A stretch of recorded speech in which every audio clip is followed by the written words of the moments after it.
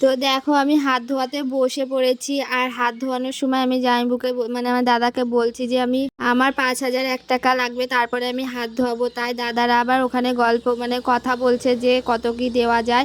তো আমার পাশ থেকে আমার বোন বলছে যে 5,000ই দিতে হবে, না হলে হবে না 5,001 টাকা। তো দেখো দাদা 5,000 দিয়ে দিয়েছে, 5,001 টাকাই দিয়েছে আমাকে। পাশ থেকে সবাই বলছে এবার টাকাটা গুনে নে, হাতে পেয়েছিস। তো আমি বলছি ঠিক আছে আমি গুনে নিচ্ছি, তোমাদের পাশ থেকে কিছু বলতে হবে না। সবাই বলছে তোর কিন্তু একা ভাগ না, আমাদেরও সবার ভাগ আছে। তো আমার বোন বলছে ঠিক আছে নে, আর গুনতে হবে না। পাশ থেকে আমার পিসেমশাই বলছে যে তুই যদি না গুনতে পারিস আমি গুনে দিচ্ছি, দাঁড়া যাচ্ছি।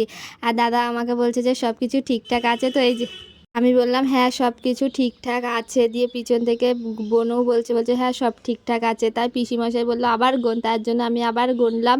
তো এই যে টাকাটা আমি নিয়ে এবার কোচের মধ্যে রাখলাম। বোন বলছে আমার কাছে দাম, বলছি না কাউকে দিইনি, তো আমার কাছেই রেখেছি কোচের মধ্যে। আমি প্রথমে দিয়ে হাত ধোয়াচ্ছিলাম, দিয়ে দাদু বললো না প্রথমে জল না, প্রথমে দুধ দিয়ে হাত ধোয়া। তাই ওখান থেকে দাদু বললো দেয় দুধটা নে, দুধ দিয়ে হাত ধোয়া। আর আমি বললাম যে দুধ দিয়ে কি পুরোটাই ধুয়ে দেবো, মানে পুরো হাতটা মানে ওই দুধটা সবই? বললো না না।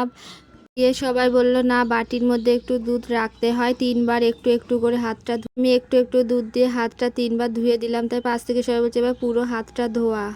দিয়ে এবার আমি হাতটা ধুয়ে নিলাম, সবার কথা শুনে পুরো হাতটা ধুয়ে একটু দুধ রাখলাম। দিয়ে এবার আমি জল দিয়ে হাত ধোয়াচ্ছি। আর সবার প্রথম বলো তো আমাকে কেমন লাগছে, ভালো লাগছে তো? অবশ্য ভালো লাগবে, কারণ আমি পার্লার থেকে সেজেছি, কারণ আমি জানি যে আমি হাত ধোয়ানোয় 5,000 টাকা পাবো, তার জন্য আমি 3,000 টাকা দিয়ে সেজেছি।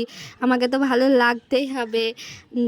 এই যে আমার হাত ধোয়ানো হয়ে গেছে। আর পাশ থেকে সবাই বলছে যে তোর কাপড় দিয়ে মোছা, তাই আমি কাপড় দিয়েই মোছাচ্ছিলাম। দিয়ে তারপরে দাদু বললো না না কাপড় দিয়ে না, গামছা দিয়ে মোছা। তাই আমি গামছা দিয়ে মুছিয়ে দিচ্ছি। গামছা দিয়ে হাত মোছানোর পরে আমি বললাম এবার কি সব কিছু দাদুরা বললো হ্যাঁ সব কিছু কমপ্লিট। আমি বললাম এগুলো কোথায় রাখবো? বললো ওইদিকে সরিয়ে রাখ। আর ওইগুলো আমি এদিকে সরিয়ে রাখলাম। দিয়ে আমি বলছি এবার কি আমি উঠতে পারি? দাদু বললো হ্যাঁ তোর আর এখানে কোনো কাজ নেই। তো আমি উঠে বললাম চলো টাটা।